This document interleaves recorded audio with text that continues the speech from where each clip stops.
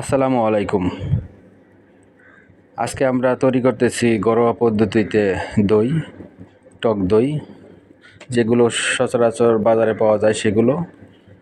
তো আমার wife YouTube দেখে দেখে কিছুটা বানানো শিখেছে, তো সেগুলো আজকে বানানো প্র্যাকটিক্যালি ট্রাই করতেছি। আমরা 3 কেজি দুধ আনছি।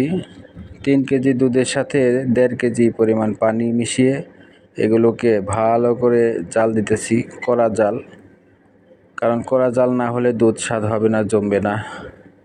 তো ওগুলো অনেকক্ষণ জাল দেওয়ার পরে প্রস্তুতি নিয়েছিলাম, ঠান্ডা করেছি। এগুলোকে ঠান্ডা ছাড়া বসানো যায় না। এবং বিছনগুলো আমরা বাটির মধ্যে অ্যাপ্লাই করে নিচ্ছি।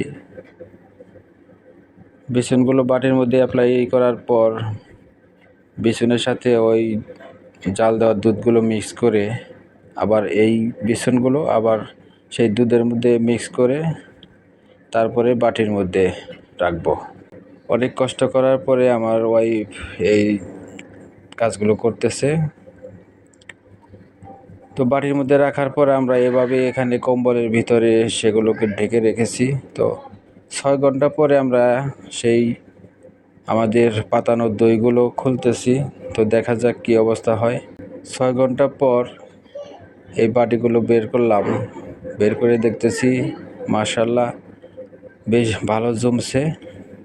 তো অনেক সুন্দরভাবে জমছে, যেমনটা দোকানে পাওয়া যায় ঠিক তেমনই। যাক মাশাআল্লাহ, বউ অনেক কষ্ট করার পরে সফলতা পেয়েছে। তো ধন্যবাদ জানাই তাকে এত কষ্ট করে দই বানানোর জন্য। দেখতে পাচ্ছেন অনেক সুন্দর দই জমছে।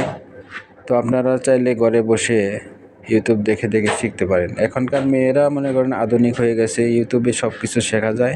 মেয়েরা ইউটিউব দেখে দেখে ঘরের অনেক জিনিস এখন বানাতে পারে। যাই হোক মাশাআল্লাহ, মান সম্মান রয়েছে তোমার। ইউটিউব দেখে দেখে যে দই পাচ্ছ অনেক ভালো হয়েছে। খাইলে বোঝা যাবো কেমন হয়েছে, তবে জমছে, নরম দেওয়া হয় নাই। জাল টক দই অনেক সুন্দর হয়েছে।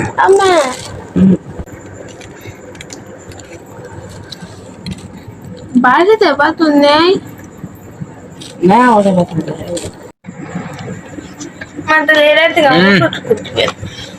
সেই স্বাদ অনেক সুন্দর হয়েছে। বাজারে যেরকম পাওয়া যায় না এরকম হয়েছে, তবে এটা ঠান্ডা হইলে আরো মজা লাগবো, মিষ্টি লাগবো। Thank you.